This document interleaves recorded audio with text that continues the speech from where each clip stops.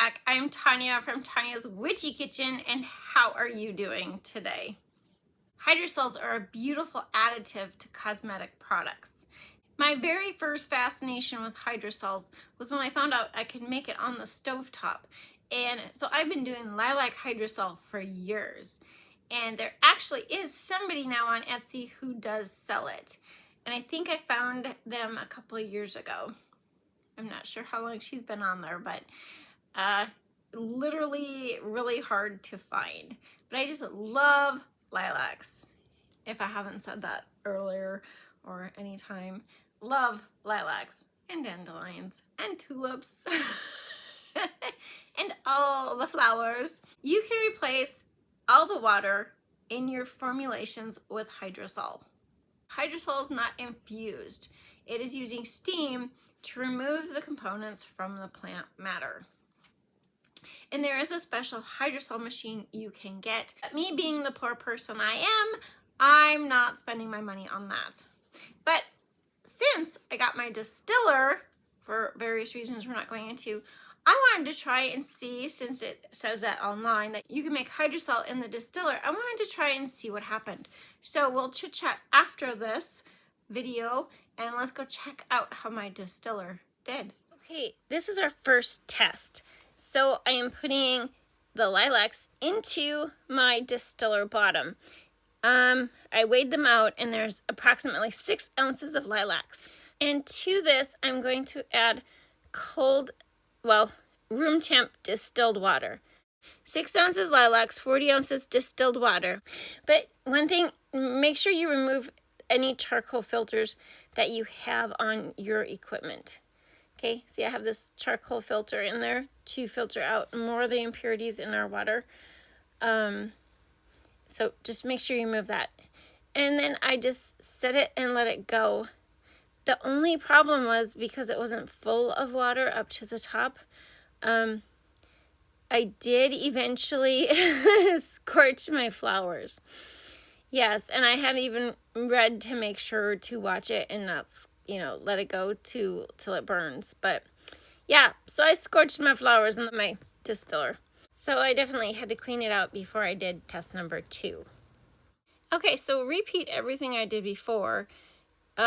This is the end of test number 2. I have no idea what that grime on there is, because for test number 2, I had almost 10 ounces of lilacs, and I actually soaked them for an hour and a half in the water in 60 ounces of well water. But the distiller still should have distilled the water anyway. And then I poured it into my container, and I actually added another 16 ounces of water to cover it all. And oh my giddy aunt, what in the heck? This is what came out of that. I did it the same way, except I soaked the flowers. That is not hydrosol. It smells amazing.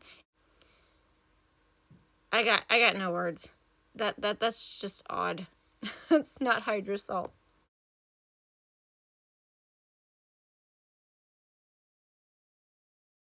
Okay, 3 ounces of lilacs soaked for 2 to 3 hours, 45 ounces of water, and that was distilled water, not well water.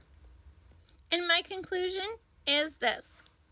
The distiller leaves more sediment than the stovetop method, and aside from the sweeter smell of number 3, I prefer the stovetop. Definitely. How was that for ya? Didn't see that coming, did you? I sure as heck didn't. My only thing is did it turn it into a tea? Is that what happened? Because I know people will say they make lilac syrup, and sometimes they can get it a blue color, but it's really not. It's an additive like blueberries or colorant or something, because being lilacs, like a lot of other botanicals, it changes into this funky, yucky brown color, which actually isn't that bad because maple syrup is brown. I've had my syrup turn a little bit greenish colored, but I mean, it's still good. It's not something I like to do with lilacs. I prefer making wine, which I'm going to try again. maybe that'll be the next video. Who knows? I guess I don't really have a lot to say. Last week we had rain, and this week it's hotter than hot.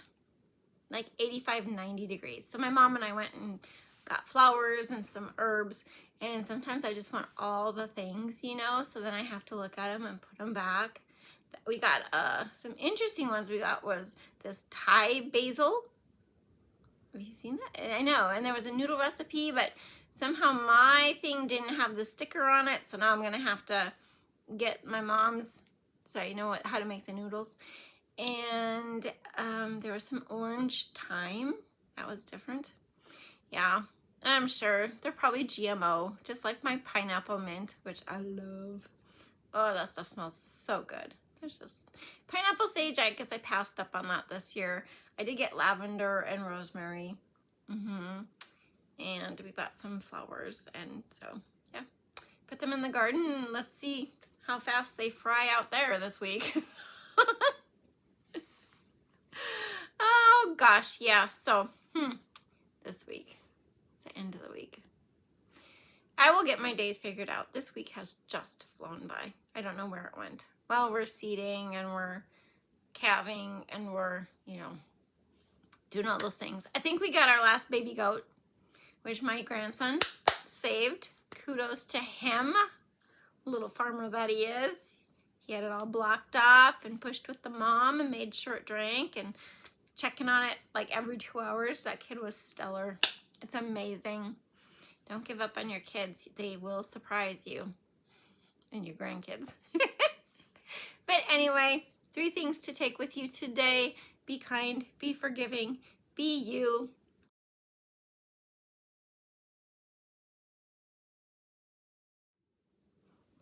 And as always, I hope you had a good time. Thank you for dropping by, and I will see you next time.